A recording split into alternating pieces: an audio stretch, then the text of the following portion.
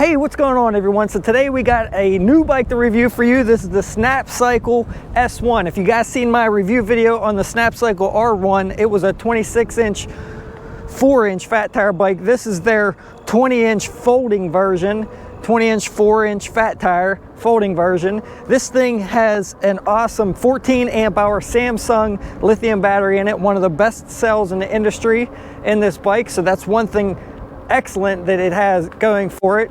But in today's video, we're going to be putting this thing through the tests, testing it out on some hills to see what kind of power this 750 watt nominal motor produces. It's supposed to put out 1200 peak watts. So like I said, we're going to be testing that out on some hills.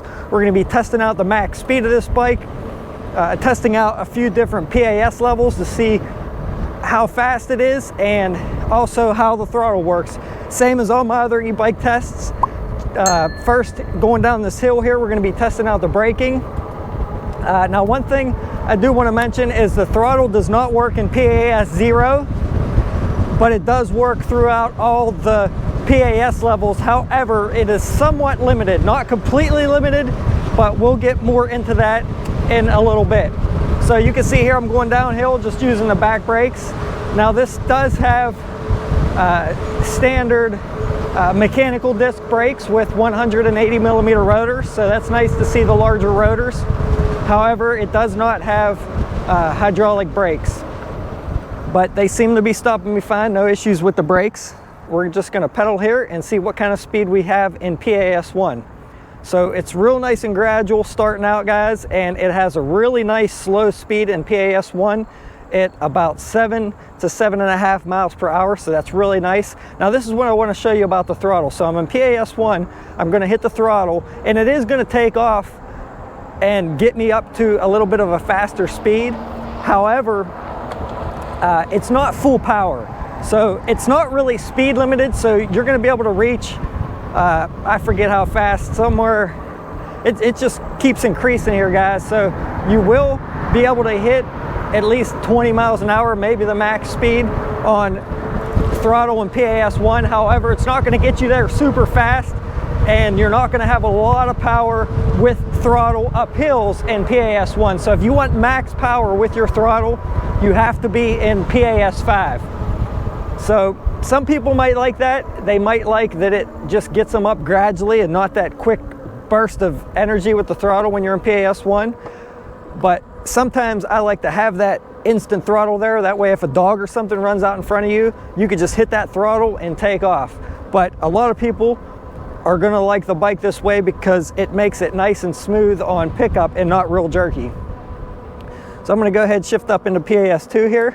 Actually, I'm going to shift up into 5 because we're going uphill now.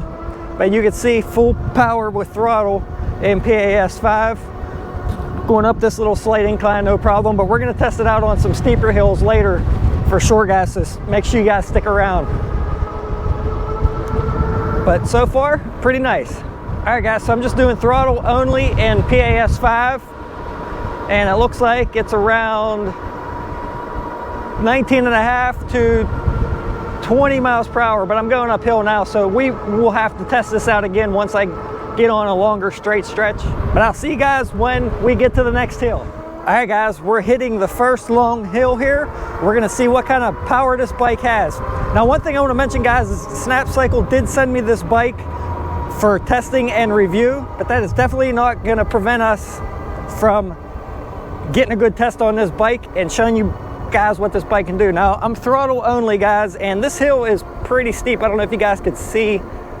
It's kind of hard to tell in a video sometimes how steep a hill actually is, but so far right up around there, no problem with throttle only.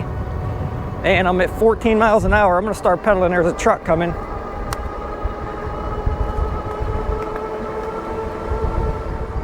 All right, guys, I had to let those vehicles pass, but yeah, so far, guys, this thing has some awesome power. All right, guys, so now we're in PAS 5. This is somewhat semi-level, so we're gonna do throttle only till we hit max speed. So this will be throttle only test, and I felt it cut. And it's maintaining 19 to 20 miles per hour for throttle only. So now let's just do pedal assist.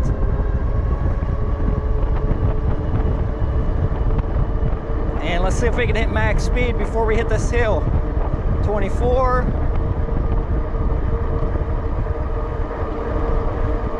So right around 24, might have hit 25 if I didn't hit this hill yet.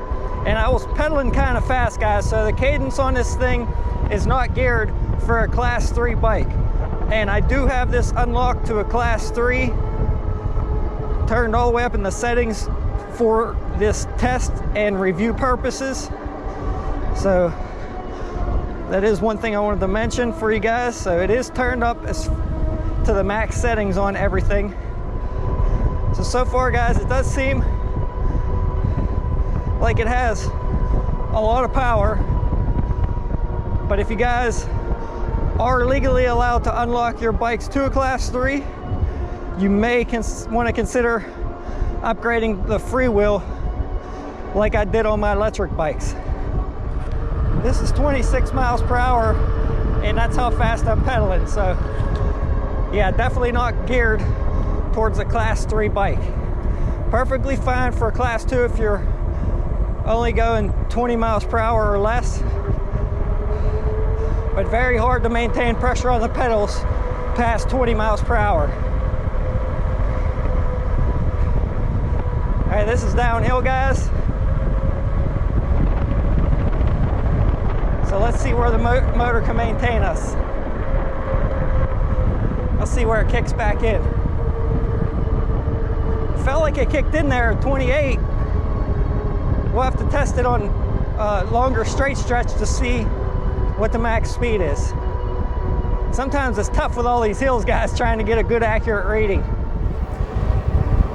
All right, guys, I turned the wheel size down in the display to 22 inches. It was set at 24, and the odometer so far has been perfect, right on the money. 5.8 miles on the display, and also 5.8 miles on my app that I'm using. I'm using the Relive app to track this ride. Sorry guys, it's a little bumpy going up through this field, but I changed it to,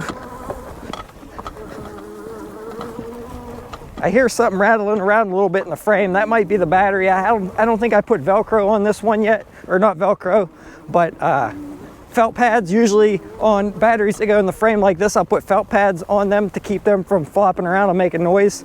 That's all this needs, just a couple pads on the battery just to tighten it up in there. But you can see it comes right up through this field, no problem. And let's stop here and take a look at some of the specs and details on this bike. All right guys, so the first thing I want to mention is right in the center you have the display. Now when I got this bike, it was up on top like this, and one flaw that I've seen about this is with this quick adjuster here for the handlebars, you cannot flip that up with the display up here and adjust your handlebars. Now I'm not going to be adjusting my handlebars at all, but you also could not flip the display down because it was hitting this. So I took this apart and flipped the display all the way down so it's facing me for two reasons. One, I don't like the sun beating on top while it's parked if it was a hot sunny day, and another reason was it's a lot easier to show you guys the speed and everything when I'm GoProing if the display is not flat and it's towards you. Plus I could see it pretty easily like this, so I'll probably leave it like this. Over here on the left hand side we have the control pad for turning the bike on. You hold the plus button to turn the headlight on. However, one thing I didn't like about this bike is there is no tail light. There is a spot for one, but they did not include one. That would have been nice to see if they included a integrated tail light to run off the battery. On the R1, they had a battery operated tail light there, which was better than nothing, but they did not include one on this bike. For the price point, I feel like there should have definitely been a tail light there. The grips are hard rubber grips, and they do spin a little bit on the handlebars. Not too bad. They are pretty comfortable, but they do spin. They're not locking or anything like that. Pretty comfortable though. You have your 7-speed Shimano shifter right here that comes down to your 14 to 28 freewheel in the back. I'm not sure what brand this freewheel is. I couldn't see any numbers on it, but like I said, it's more geared for a class 2 bike, not class 3. So keep that in mind. If you're legally able to unlock your bike in your area to a class 3, you might want to upgrade that. You have a Shimano tourney derailleur here, so that's nice to see. Chain ring in the front. I can't remember offhand exactly how many teeth it is. I'll put it up here in the top of this video. Welgo plastic folding pedals. And one thing that's pretty cool is where the battery goes inside the frame here. If you've ever seen these bikes or had one of these, where it goes together, usually it's just metal on metal, but they actually have a nice rubberized seal in between there. I'm not sure exactly how waterproof that's going to make it, but it's definitely better than not having anything. This is the first bike I've had that actually had a seal in there. Over on the other side is where you have your charge port right here. And one thing about this is it's so close to the center folding mechanism on this frame, it's kind of a little bit difficult to get in there, but you can get it in. But it seems like it was just a little bit awkward getting it in right there, but it like I said, it goes in, it works fine. The wiring on this bike looks really good. They wrapped it really nicely most of the way down. Even where it splits, it's wrapped. And they also have some wrapping back here where it goes down to the motor connector. For the brakes, like I said, they're just mechanical disc brakes with 180 millimeter rotors in both the front and the rear. That would have been nice to see hydraulic brakes on there. And one thing I want to mention is there was a flaw on this when I opened it up. Right here, it looked like the paint or the whatever coating they use here was coming off a little bit in the corner by the brake mounting bracket.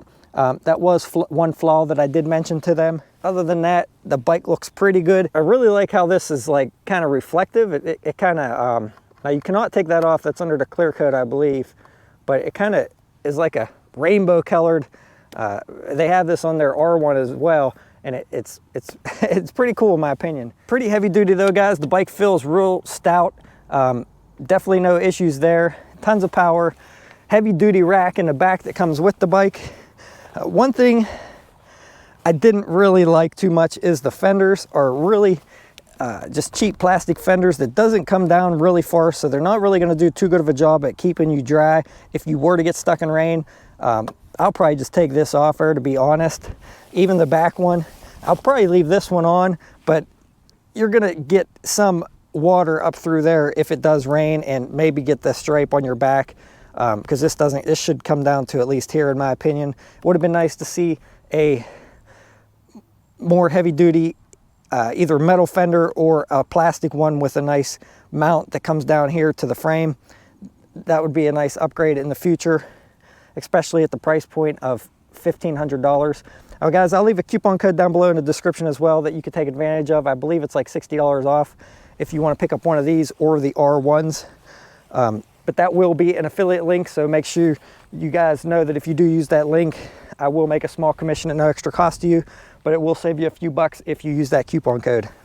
Up here on the front, we have a front suspension fork with a preload on the left-hand side and a lockout on the right. And this actually has adjustments here to give you different tensions. I always like to see that on a suspension fork because it's an upgrade to just a regular cheap fork. I always like when they have this, so it's a really nice feature there. And then on this folding stem here, they have a little lever here that when you open it, fold that down and open it up, it actually has the part that comes out here. This is similar to the last folding bike I reviewed, but it's really heavy duty and stout. I like the way this clamping mechanism works, really easy to tighten and adjust. And then you have a safety latch here on the folding handle here as well. The seat on this bike is not super comfortable. It's not bad. It's definitely softer than the electric seats, but it's not as soft as some of the other seats that I have reviewed. And then this bag on the back, guys, that's my Rock Bros bag. Like I said in all my other videos, that's the one I like the best. It folds down, the panniers. I'll put a link to that below in the description as well, an affiliate link. And let's see what else. So the battery is inside the frame here. And like I said, it's a 14 amp hour Samsung battery, which is very good in my opinion. The handlebars on this bike too, guys, are adjustable. I've been riding with them all the way down, but you can adjust them up here for taller riders. It has a half twist grip throttle. I think I forgot to mention that on this side. For power, guys, this thing's using a 48 volt, 14 amp hour Samsung battery. There is a 25 amp controller in the frame here. I did verify that. And it has a 750 watt nominal motor, which is supposed to be peaking at 1200 watts. And I can tell you guys from the testing so far, it definitely has a lot of power. No issues with the power at all. It's actually the same motor that they use on the R1, I believe. It looks identical. So we're gonna get back into this ride test, guys. We're gonna hit a couple more steep hills on my way back to my house. Then I'm gonna give you guys my final opinion. Thanks for watching. See you guys in a little bit.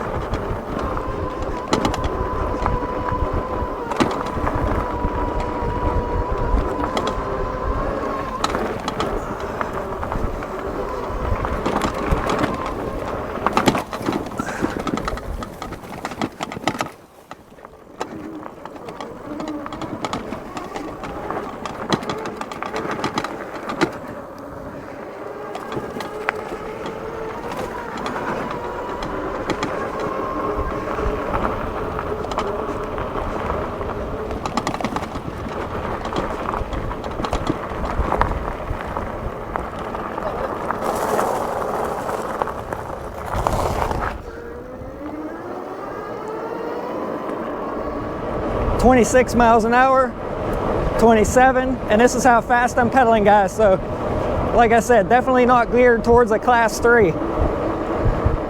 Just cruising up this hill, about 21 miles per hour in gear 7. Putting a little bit of effort into the pedals, but pulling me up it, no problem. We're gonna test it out on a few steeper ones. The closer I get to my house, there's a few pretty steep ones. And something's making some noise up there on the front brakes. I don't know what the heck that is. I might have to adjust the front up a little bit. But that's nothing irregular. Usually I have to make a few adjustments here or there. Pas1, we're gonna see how fast pedal assist is. This is pretty level here. And I'm maintaining around 24 to 25 miles per hour pretty easily. Now this is a slight downhill. And I'm 165 pounds. So keep that in mind during these tests. I'm 8.7 miles into this trip. And it's looking like max speed with pedal assist 5 is 25 miles per hour, 24 to 25. And this is pedaling at max speed at about 25 miles per hour in gear 7. This is pedal assist 2, about 10 miles per hour. Pedal assist 3, about 15 miles per hour. Pedal assist 4,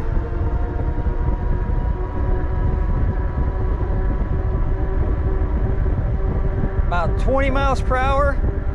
And you could go in and change this to have 3 levels of assist, 5 or I believe 9, but you cannot adjust each level individually for how much power or speed you have like you can with some other bikes.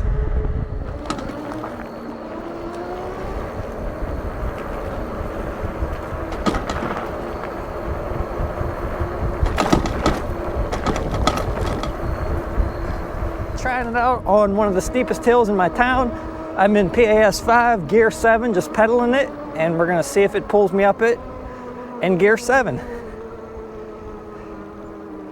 And this is after 11 miles of riding.